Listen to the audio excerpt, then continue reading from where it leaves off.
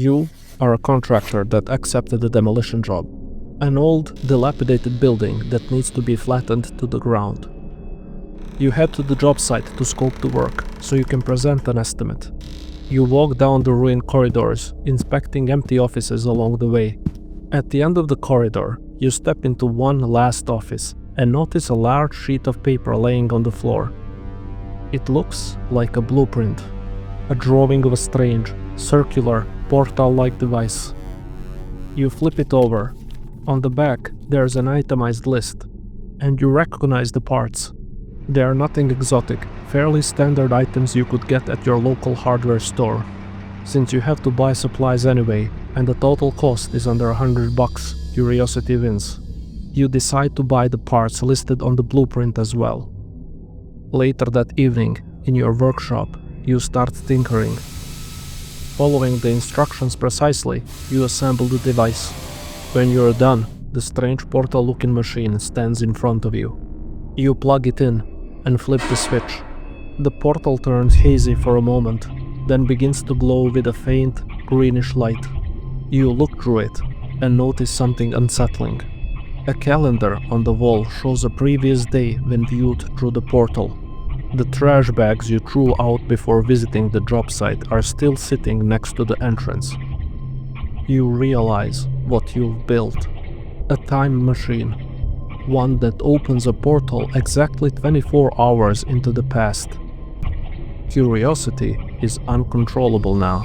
You step through the portal. You remember that, within the next hour, your past self will visit the job site and discover the blueprint. So you head there. As you enter the building, you notice your past self just pulling into the parking lot. You rush into the office at the end of the corridor, the one where you originally found the blueprint. But it's not there. Strange. Assuming someone placed it moments before your first visit, you hide inside a ruined cabinet and wait. Footsteps echo down the corridor. You recognize them instantly. It's you. Your past self walks slowly, inspecting the building, but the blueprint is nowhere on the floor. And then it hits you. You've been holding it the entire time, rolled up in your hand. Suddenly, it becomes obvious what you have to do. What you just witnessed is a classic time travel paradox, better known as the Bootstrap paradox. A bootstrap paradox describes a situation where information appears to come from nowhere. In our skit, the blueprint exists only because it is carried back in time by its future user and placed where it will later be found. The loop sustains itself, but it never explains where the blueprint originally came from. Its existence depends entirely on the loop continuing successfully. But there's a problem. The loop is not stable. While the protagonist is constantly replaced by a new time-traveling iteration, one object remains the same, the blueprint itself. And the blueprint is subject to the laws of thermodynamics.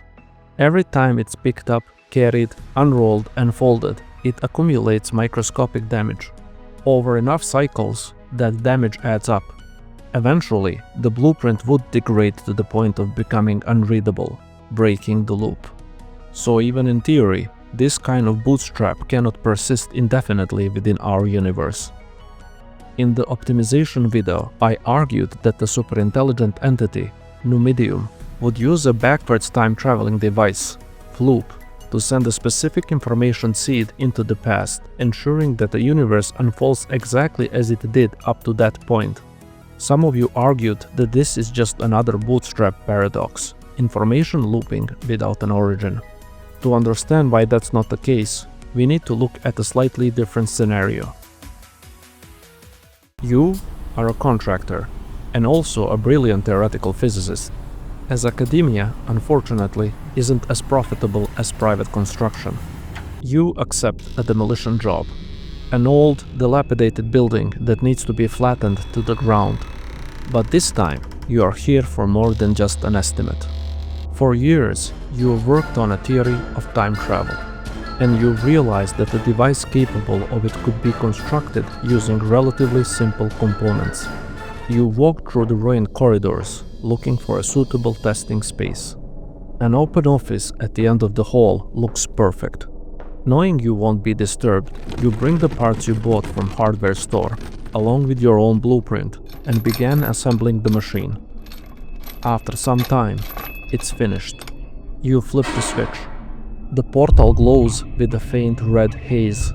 You look through it and notice that the pile of tools you dragged in earlier isn't there. The device works exactly as you predicted, opening a portal 24 hours into the past, as expected.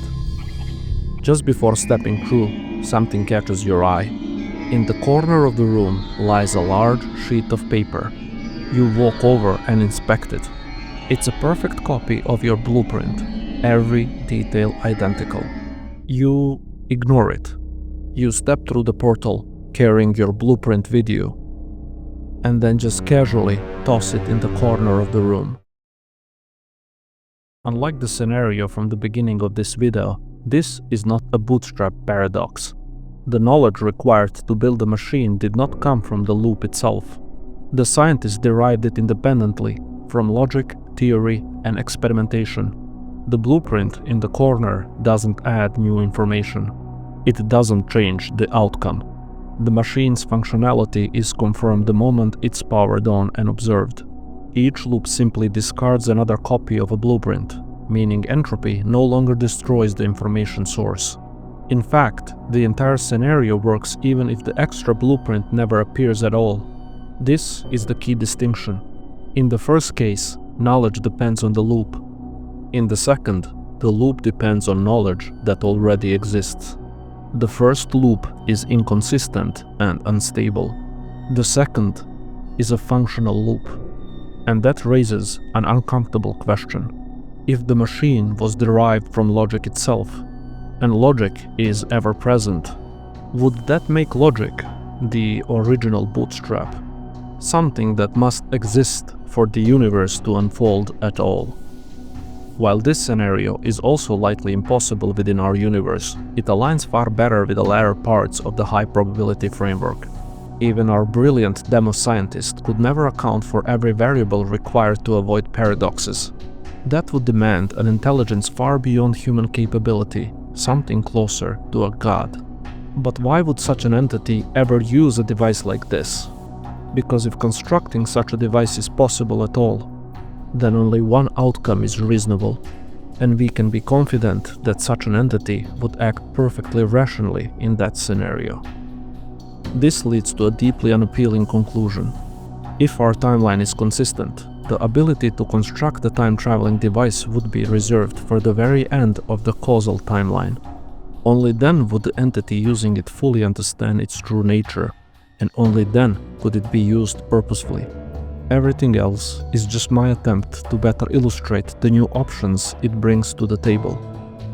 My biggest mistake when writing optimization was trying to compress an idea this extreme into as few words as possible, which led to confusion rather than clarity. There is much more to unpack here, and I'm still working through parts of it myself.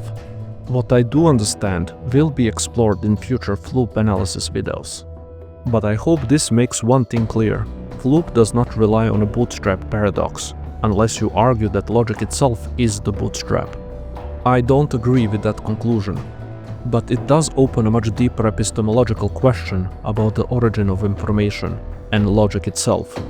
That's a bite too large to take head on, so I'll approach it stealthily. And as always, thank you for our time.